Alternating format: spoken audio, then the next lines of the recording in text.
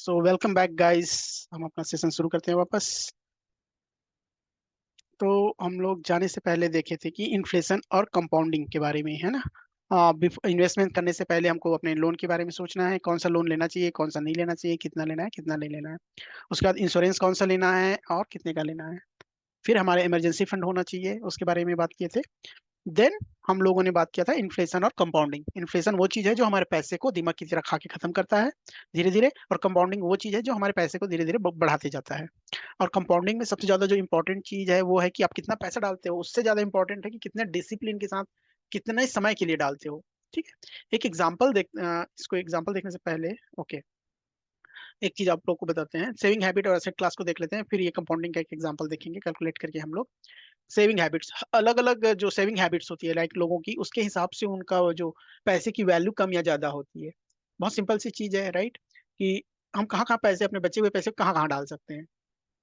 Piggy bank में, जैसे गुल्लक में, या जैसे मतलब ना दादा दादी दादी मम्मी लोग की आदत होती है कि जो भी पैसे मिलते हैं उनको, थोड़े पैसे से बच जाते हैं उनको लग लेके गुल्लक में, या फिर जो चाय या शक्कर के कप में। मुझे याद है बचपन में जब भी मतलब पैसे कभी मांगता था मम्मी पापा से, मम्मी से, get few ideas to fix existing bad commitment, loan का। Yes we So, can. हाँ हाँ। so Vijay, my question is, so hmm, many of us before watching this hmm, nice session, which actually is good, hmm, have taken some commitments, huge home loan or hmm, some other major personal loans or whatever, and we wouldn't be aware of how the best hmm, ways that you just showed. So, are there some good ideas through which we can हाँ। align ourselves with this budgeting principle? That's one major thing I तो thought. या कोई भी, अगर हम पहले existing loan है या मल्टीपल लोन है, राइट, तो उनको कम करने के लिए दो फार्मूला अप्लाई होता है। एक या फिर उसके लिए मुझे, आई don't no I can cover that detail in this complete this session. Actually ये सेशन तो जस्ट एक इंट्रोडक्शन है, इसके बेस बाद Okay. में मैं 4 से 5 वीक का कंप्लीट जो हर एक वीकेंड पे सेशन होता है वो लेता Mhm. हूँ। और उस पर कम्प्लीटली इन्वेस्टिंग और म्यूचुअल फंड में कैसे इन्वेस्ट करना है, अपने लोन को कैसे हैंडल करना है, और अपने जो स्टॉक मार्केट में कैसे इन्वेस्ट करना है, वो सब के बारे में डिटेल में डिस्कस करते हैं। तो वो सेशन है, Okay. वो काइंड ऑफ थोड़ा कमिटमेंट के लिए उसमें एक थोड़ा फीस है 1000 से 1500 को तक का। तो if you Okay. Want you can attend that, if not that is not Sure. Necessary you attend. आप मुझे पर्सनली कॉल करो तो we can discuss this about the loan thing. तो लोन के लिए दो Sure. तरीके Sure. होता है, एक स्नोबॉल मेथड होता है जिससे हम लोन को खत्म करते हैं, दूसरा एवलांची मेथड होता है। तो वो दो मेथड से Okay. हम लोन पे नो एग्जिस्टिंग लोन को देख सकते हैं कि किस पे, किसको Okay. पहले पे करना है, कितना पे करना है। एक मेरा लास्ट सेशन में अटेंड किया था, उस बंदे का कार लोन था, और उसका Okay. कार लोन 2-2.5 लाख का था, और उसके पास उतने पैसे सेविंग अकाउंट में रखे हुए थे, फिर भी वो ईएमआई पे कर रहा था। तो जब वो ट्रेनिंग में मेरे को बताया कि ऐसा है, तो मैंने बोला कि इसको लोन पे कर दे कार कार का पूरा, और जो भी पैसे हैं ईएमआई है वो तू इन्वेस्ट करना शुरू कर। तो he started investing and he saved around 1.5 to 2 lakhs in that. तो वो हम उसमें Okay. डिस्कस कर सकते हैं, ठीक है। तो Sure, sure. Yeah. Okay, Thanks. Let's continue in this. Home loan का भी अलग से बहुत सारे तरीके हैं। आप 20 साल के होम लोन को 10 साल में ही पे कर सकते हो, और उसमें Okay. भी बिना किसी बर्डन के। ठीक है, तो उसका Okay. भी एक कैलकुलेशन है, अलग से एक्सेल शीट है जिसमें आप उसको देख सकते हो। Okay. We can talk Okay. That, Sure. You call me sometimes Sure. When I am free, then we can discuss. ठीक है। तो Sure. नॉर्मल सेविंग हैबिट्स जो हमारे फैमिलीज में होते हैं, क्या होता है कि जैसे मम्मी दादी वगैरह को उनको पैसे मिलते हैं तो वो शुगर केन में या चाय की पत्ती के डिब्बे में, चावल के डिब्बे में ऐसे डाल के रख देते हैं। कभी मैं जैसे स्कूल टाइम में मेरे को याद है कि मम्मी को जाके बोलता था कि नहीं, मेरे को दोस्तों के साथ घूमने जाना है, या क्रिकेट खेलना है तो कुछ पैसे चाहिए, या मूवी देखने जाना है तो कुछ पैसे चाहिए। तो उतना मेरे घर में रिस्ट्रिक्शंस तो नहीं था कि पैसे मतलब कोई ले लेगा या ऐसा वाला। तो मम्मी नॉर्मली बोलती थी जाओ डिब्बे में रखा है ले लेना। तो वो निकाल लेते थे वहां जाके। तो उनकी ये नॉर्मल हैबिट होती है इंडियन फैमिली में, ऐसे mother in law like grandmothers की ये नॉर्मल हैबिट होती है। जैसे पेरेंट्स, ग्रैंड पेरेंट्स को देखोगे, दादा दादा वगैरह को, तो उनका जो पेंशन आता है उनको ज्यादा कुछ करना नहीं रहता, जो भी पेंशन आता है उनके बैंक अकाउंट में आता है, और उसी में रहता है, उसी से निकालते हैं, अपना खर्चा करते हैं, राइट। तो that is a one habit. Like parents को देखो, जैसे मान लो एग्जांपल फादर है, हमारे फादर जो है, तो अब वो उनको अगर पैसे मिले तो वो प्रीफर करते हैं कि पैसे जो है एफडी में हो जाए तो अच्छा है, कि सेफ रहेगा, और मुझे साल में 5 साल में या 6 साल में मेरा पैसा डबल होके मिल जाएगा। एक आप लोग को क्विक फॉर्मूला बताता हूँ कि आपको जैसे 5 साल आपका रूल 72, आप लोग को अगर पता होगा तो, नहीं पता होगा तो मैं बताता हूँ। रूल 72 क्या कहता है कि सपोज आपके पास कोई नो 5 लाख रखे हुए हैं, ठीक है, और 5 लाख को 10 लाख बनने में कितना टाइम लगेगा? 10 लाख करना है आपको, 5 लाख को 10 लाख करना है 5 साल में, राइट। तो आपको इस पे कितना परसेंट इंटरेस्ट जनरेट करना है, कैसे करोगे आप? कि 5 साल, 5 लाख 10 साल हो जाए, 10 लाख हो जाए 5 साल में, तो आपको कितना परसेंट से अपने पैसे को ग्रो करना पड़ेगा हर साल। उसको बोलते हैं, पता करने का जो रोल होता है उसको बोलते हैं हम लोग रूल 72। अगर आप 72 को 5 से डिवाइड करोगे तो आता है 14%, राइट। तो 14% से हर साल अगर अपने पैसे को बढ़ाओगे 14% से, तो आपका पैसा 5 साल में डबल हो जाएगा। अगर वहीं आपको नॉर्मली एफडी में रखते हो पैसे को, राइट, तो एफडी में डबल होने के लिए पैसे कितना चाहिए, एफडी में आपको मिलता है 6%, तो 72 डिवाइडेड बाय 6 करो, तो आपको कितना साल लगेगा, 12 साल में आपका पैसा डबल होगा एफडी में। ठीक है। तो दिस इज रूल 72, बहुत ही यूजफुल फार्मूला है एक, कि आपको नो पैसे कितने साल में डबल करना है, तो जितना रेट ऑफ इंटरेस्ट है उससे डिवाइड करोगे तो आपको मिल जाएगा ये। ठीक। That is called rule 72, quick formula. तो हो गया पेरेंट्स का, मम्मी ग्रैंड माँ का एक हैबिट है कि बैंक, पिगी बैंक में रखना।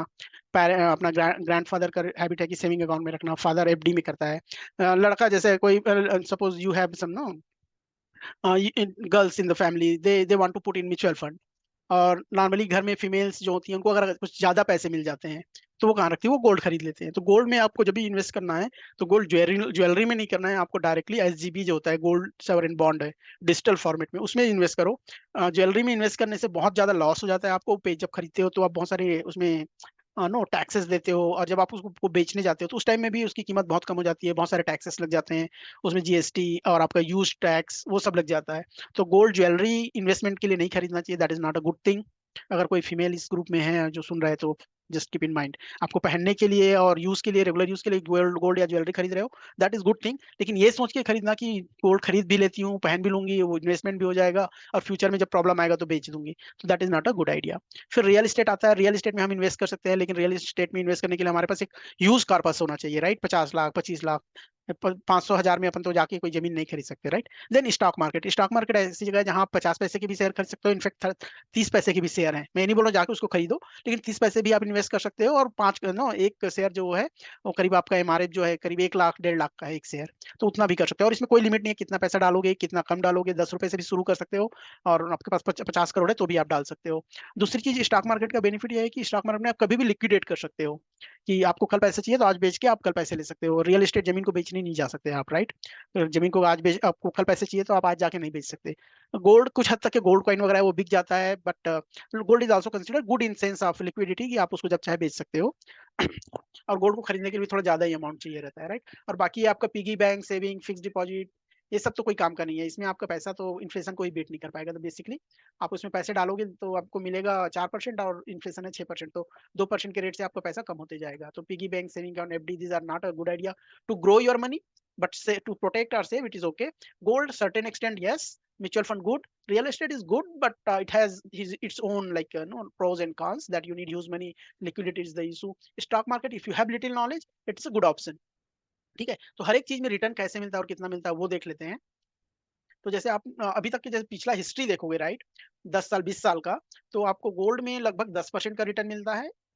10% का पर ईयर के हिसाब से, कैगर बोल रहा हूँ, compounded annual growth rate, okay, CAGR.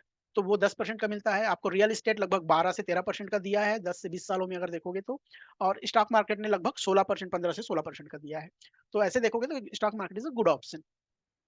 इसको इन्फ्लेशन को समझने के लिए एक मैं जो बोल रहा था कि अलग अलग, जैसे ग्रांड मदर है वो अपना पैसा शुगर केन में डालती है 1,000 रुपए, ग्रांड फादर है वो 3% के रेट से सेविंग में डालती है, फादर है वो एफडी में डालता है 5 से 6% में, मदर है वो जैसे वो अपना गोल्ड में डालती है, 10% मिल जाता है उनको। जैसे डॉटर है तो डॉटर, जो एक फैमिली की बात कर रहे हैं, जैसे 6 लोग हैं फैमिली में, तो अलग अलग लोग पैसे जहाँ डालते हैं तो क्या होता है उनके पैसों का। म्यूचुअल फंड में डालती है तो उसको करीब 12% का मिलता है ना। Mutual fund on an average 12 से 14%, 3 से 5 साल के अगर टाइम फ्रेम में देखोगे तो वो दे देता है। और स्टॉक मार्केट आपको लगभग 15%, अगर आप एक्टिव हो और बहुत ज्यादा थोड़ा स्टडी करते हो तो you can make 20%, 25% also, right. So ये ऐसा है। तो हर कोई 1-1 हजार डालते हैं और देखते हैं कि नो 5 साल में उनके पैसे का क्या होता है। तो इसमें ये रेट ऑफ इंटरेस्ट है ये जो मिल रहा है, और ये उनका इनिशियल इन्वेस्टेड अमाउंट है, और ये उनका रिटर्न है, राइट। तो 1,000 नो 160 रुपए, 1,275, तो 1,600 रुपए, 1,700, 2,000। तो स्टॉक मार्केट लगभग 5 साल में डबल कर दिया है 15% के हिसाब से, राइट। तो सेम एग्जाम्पल वही देखे थे कि 1,000 में उनको 10 रुपए का अगर बॉटल बॉटल लेते हैं तो कितना आता है। 2022 में हर किसी को 100 आते, लेकिन आज के डेट पे है ना, अगर जब उसका रेट 20 रुपए हो जाएगा 5 साल बाद 2027 में, तो उनको कितना आता। तो जो ग्रांड मदर है उनको तो 50 ही मिलेगा, क्योंकि उनका पैसा बढ़ा ही नहीं कुछ। जो ग्रैंडफादर है उनका थोड़ा बहुत बढ़ा है, उनको 57 water bottle he can buy with that money. जो पहले 100 खरीदते हैं आज 57, लगभग आधा से थोड़ा ज्यादा। देन फादर एफडी में रखे, उनको 63 वाटर बॉटल करीब मिलेगा, 63 64। और जो मदर है उनको गोल्ड के हिसाब से लगभग 80 81% मिल जाएगा, 80 81 वाटर बॉटल मिल जाएगा। और जो आपका डॉटर है लगभग 88। सन कैन मेक स्टिल 100 बॉटल और लिटिल मोर। तो हम कहाँ पैसे डालते हैं, हमारा सेविंग हैबिट क्या है, उसके हिसाब से हमारा रिटर्न डिसाइड होता है, और इससे हम अमीर और गरीब बनते हैं। Like no you can see that clearly. ठीक, ये है। तो आपको एक दो कैलकुलेशन बताता हूँ। एक कैलकुलेशन जो हम देखते हैं कंपाउंडिंग का, राइट, कंपाउंडिंग या इन्वेस्टिंग का, कि हम कंपाउंड या मनी को कैसे कर सकते हैं इन्वेस्टिंग के थ्रू। तो उसके लिए लेट्स सी दिस। तो इसमें देख रहे हो अलग अलग चीजों में कितना कितना आपको रिटर्न मिल रहा है, वो दिया हुआ है। एफडी में 5%, गोल्ड में 10%, इक्विटी मार्केट में 15%। अगर इक्विटी में बहुत ज्यादा रिस्क लेते हो और इफेक्टिव लेते हो तो 20%। और ज्यादा मेहनत करते हो और उसमें कुछ नॉलेज रखते हो तो आपको ज्यादा मिल जाएगा, लगभग 25%, समथिंग लाइक दैट। राइट, तो हम नहीं कंसिडर करेंगे कि 20 25% बहुत ज्यादा हो जाता है। तो we will consider hide this. Let's say will not make more than 25%, 20 अपन बना सकते हैं। So I don't know, it is not, leave it for now. Okay, so suppose आप 20 साल की उम्र में इन 2000 रुपए डालना शुरू करते हो, और 65 आपके रिटायरमेंट में, आप 65 साल में आपको कितने पैसे मिलेंगे। तो 2000 कोई बड़ा अमाउंट नहीं है, 2000 आप डाल सकते हो आराम से, राइट। अगर आप सैलरी, कोई भी जॉब है, 20,000 30,000 की सैलरी वाला भी 2000 मैनेज कर सकता है, कोई बड़ा अमाउंट नहीं है अपने रिटायरमेंट के लिए, राइट।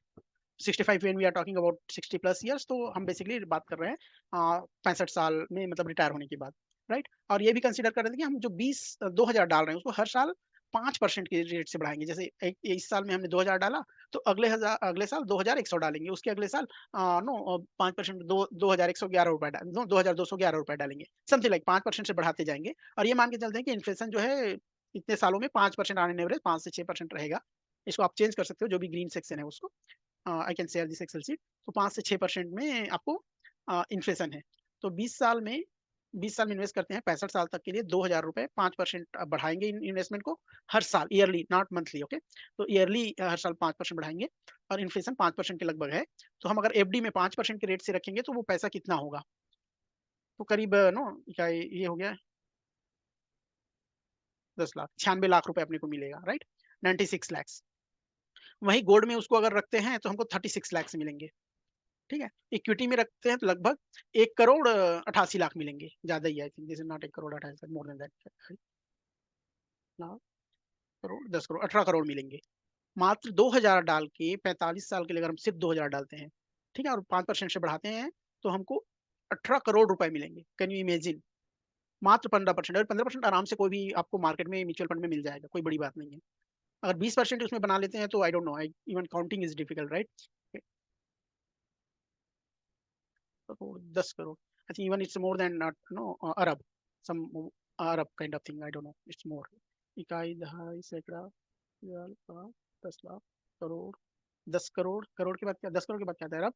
आई थिंक 1 अरब 16 crore 79 lakhs something we will be getting, that much amount. Just imagine, even just मात्र 2000 रुपए इन्वेस्ट करके अगर आप 20% जनरेट कर पाते हो उस पर, जो कि किया जा सकता है। अगर आप थोड़े से भी मतलब एक्टिव इन्वेस्टिंग करते हैं स्टॉक मार्केट वगैरह में, तो 20% बनाया जा सकता है। तो इवन 20% भी नहीं, हम 15% भी बनाते हैं तो 18 करोड़ रुपए, ठीक है। और चूंकि हम ये इन्फ्लेशन एडजस्टेड नहीं है, इतना पैसे आपके अकाउंट में दिखेगा। अगर आप इन्फ्लेशन को लेके देखोगे तो आपको करीब आज के नो 3.5 करोड़ मिलेंगे, 3 से 4 करोड़ मिलेंगे। मात्र 2000 से सोचो, 3 से 3.5 हजार क्या रिटायरमेंट के लिए काफी नहीं, आज का 350 300 करोड़, राइट। उसका उस टाइम में तो एक्चुअल वैल्यू जो रहेगी वो नो 18 करोड़ की बात कर रहे हैं हम लोग, 18 करोड़ मिलेगा, जिसकी इन्फ्लेशन एडजस्टेड वैल्यू 36 होगा। तो मात्र 2000 डाल के आप इतने पैसे बना सकते हो। तो ये होता है कि कंपाउंडिंग का इफेक्ट। डिसिप्लिन के साथ अगर आप छोटे से छोटा अमाउंट डालते हो लेकिन उसको ग्रो करने के लिए टाइम देते हो, तो इतना कुछ मिल सकता है आपको। सेम चीज एक दूसरा कैलकुलेटर में जो मैं पहले बता रहा था, वो चीज मैं बताता हूँ। we have enough time, right? So give me time, 2 minutes। ये बजटिंग का एक सिंपल जो हम शुरू में देखे थे उसी का थोड़ा सा मॉडिफाइड वर्जन है। होता क्या है कि जो हम नॉर्मल जो रेगुलर ये वाला बजटिंग प्रिंसिपल फॉलो करते हैं, राइट, कि 50 30 और 20 वाला 50 30 20 रूल। तो उसमें क्या होता है कि हम हर साल वही रेशियो में तो नहीं कर सकते ना, हमारा जो नीड है उस रेट से नहीं बढ़ेगा जिस रेट से हमारा सैलरी बढ़ेगा, राइट। कि हर साल हमको वही चीजें खरीदनी है, उतना ही खरीदना है, ऐसा तो नहीं होगा, राइट। तो इसमें हम लोग क्या करते हैं कि सपोज आप 5 लाख सैलरी से स्टार्ट करते हो, और 5 लाख सैलरी आपका ईयरली सैलरी है, तो आपको मंथली स्टार्ट करते हो 20,000 अपने नीड में कर चला जाएगा। 5 लाख सैलरी वाला कितना पाएगा मंथली? लगभग 40,000 मिलेगा उसको। तो 40,000 में अगर 20,000 खर्च करता है अपनी जरूरतों के लिए, तो that is good enough, right? एक डिसेंट लाइफ जी सकता है उसमें। वांट्स अपने शौक के लिए वो करीब 12 लाख बचाएगा। इन्वेस्टमेंट में 8,000 के करीब करेगा। अब जब उसको अगले साल, राइट, इंक्रीमेंट मिलेगा, मान लो उसको 10% का इंक्रीमेंट मिलता है 5 लाख में, तो उसको 50,000 का ईयरली इंक्रीमेंट मिलता है। तो इस 50,000 को हम क्या करेंगे, जो इंक्रीमेंट वाले 50,000 है, ठीक है, इंक्रीमेंट वाले जो 50,000 है, उसको हम लोग 50-30 में नहीं डिवाइड करके, हम लोग क्या करेंगे, इसको हम डिवाइड करेंगे 20 अपने नीड के लिए इंटू दिस इंटू 0.01, राइट? और इसमें हम लोग 30% करेंगे, 30 इंटू 50,000 इंटू 0.01। ओके, देन यहाँ पे हम लोग 50 करेंगे, 50, then multiplied by this into 0.01। तो हम लोग क्या कर रहे हैं, अभी इसमें 50% डाल रहे हैं। 30 किया क्या मैंने? No, we need to invest, या correct, need we need to put 20%, 20%, 30% and 50%। Saving जो अपना सेविंग है उसको बढ़ाएंगे। तो आपका जो एक्चुअल अमाउंट है, एक्चुअल पैकेज है, वो तो वही रहेगा, लेकिन जो इंक्रीमेंट एक्स्ट्रा मनी मिलेगा हम उसको रिवर्स कर देंगे। अपना नीड को 20%, इसका 50% का, 50,000 का 20% जो 10,000 है वो नीड में डालेंगे, और इसका 50% जो है 25,000 जो है हम लोग अपने सेविंग में बढ़ाएंगे, इन्वेस्टमेंट में। और वांट को वही रखेंगे। वांट को वही रखने का मतलब ये है कि ऐसा भी नहीं करना है कि आज सारा कुछ, आज का पैसा सारा कुछ हम फ्यूचर में ही खर्च करेंगे, आज नहीं कुछ खर्च करेंगे, ऐसा नहीं करना है हमको। आज का भी एक हेल्दी लाइफ स्टाइल मेंटेन करना है ना, कि सब पूरा पैसा जब बच तो जाएगा, सब इकट्ठा हो जाएगा लास्ट में, और लास्ट में हमारे पास एनर्जी नहीं रहेगी, घूमने जाने का एनर्जी नहीं है, कहीं जाने का इच्छा नहीं है, तो क्या करेंगे उस पैसे का, उस एज में, राइट? इतने पैसे का। तो हमको आज को सेक्रीफाइस करके कल को नहीं अच्छा नहीं करना है। आज भी एक अच्छा हेल्दी लाइफ स्टाइल जीना है और कल भी जीना है। और ऐसा भी नहीं करना कि आज ही सब कुछ उड़ा दिए और बाद में कुछ भी नहीं बचा, ऐसा भी नहीं करना, right? So that's why we are keeping our want, शौक की चीजों को 30% पे, और जस्ट इंक्रीमेंटेड अमाउंट का 20% अपना नीड पे, और 50% आपका इन्वेस्टमेंट में। अगर हम ये चीजें, लास्ट सेशन में किसी ने पूछा था मुझे कि मतलब जो नॉर्मल 50-30 रूल है, वो जैसे जैसे आपकी सैलरी बढ़ती है काम नहीं करता है। तो उसके लिए ये ट्विस्ट है, थोड़ा सा चेंज करके, कि हमारा जो इंक्रीमेंट होगा उसको हम स्विच कर देंगे। तो आप जैसे देखोगे हर साल अगर इस फार्मूले को अप्लाई करते हो, तो आपका जो नीड है वो 33% में हो जाएगी। 33 मतलब ये नहीं कि इससे कम हो गया, 20 जो स्टार्टिंग में खर्च कर रहे थे वो आज से ज्यादा ही है, 32,000 खर्च करोगे आप, इवन दो 33%। और आपका जो इन्वेस्टमेंट है वो बढ़ते जाएगा, ठीक? तो आप इसको देखोगे, तो ये फॉर्मूला मैंने लगाया था कि 10 साल में, मैं क्या बोल रहा हूँ कि आप करियर जैसे ही स्टार्ट होता है, अब I don't know what age group you are, लेकिन अभी अगर आपने करियर स्टार्ट किया, अगर आप अपने 20s में हो, तो आप क्या कर सकते हो कि सिर्फ अपने करियर के 10 साल में इन्वेस्ट करो, और उसके बाद मत करो इन्वेस्ट, कोई इन्वेस्ट करने की जरूरत नहीं है। आप चाहो तो कर सकते हो, बट नहीं भी करते हो तो भी आपको पैसे की कोई कमी नहीं होने वाली है, इतने पैसे आपके पास रहेंगे, ठीक है? आपके शौक पूरे करके, नॉर्मल खर्च करके, आपके पास इतने पैसे बच जाएंगे कि आप आराम से जिंदगी बिता सकते हो। देखते हैं।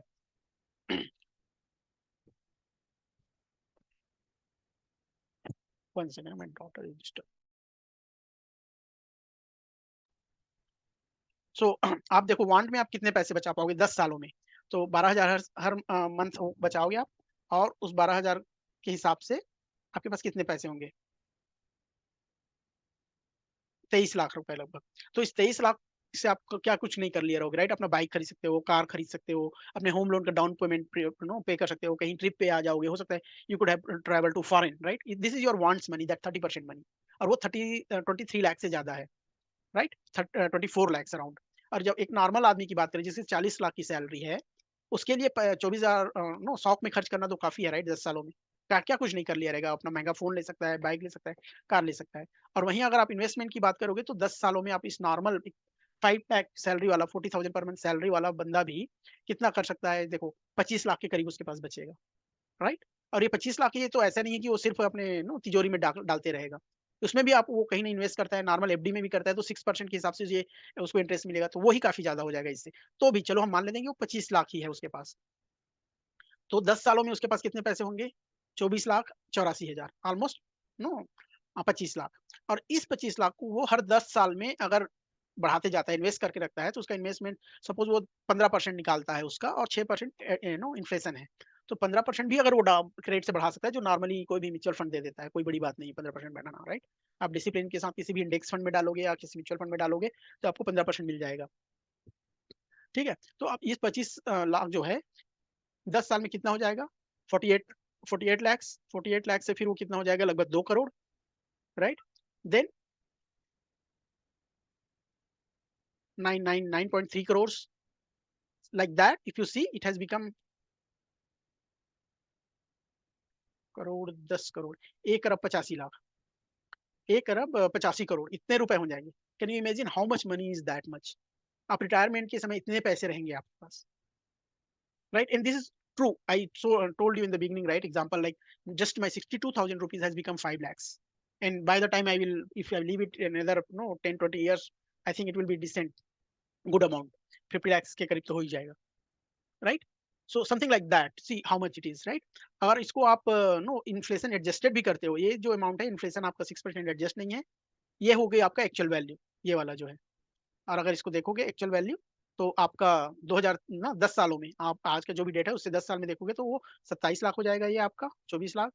और उस आज का 27 लाख होगा, वो उस टाइम का नहीं, right. Inflation we have already deducted.